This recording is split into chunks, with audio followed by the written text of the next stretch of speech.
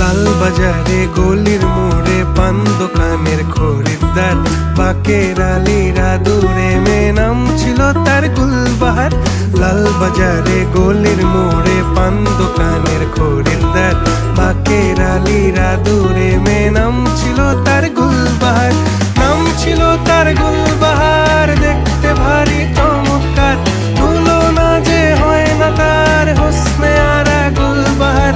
বাকের আলীরা দূরে মেয়ে নাম ছিল তার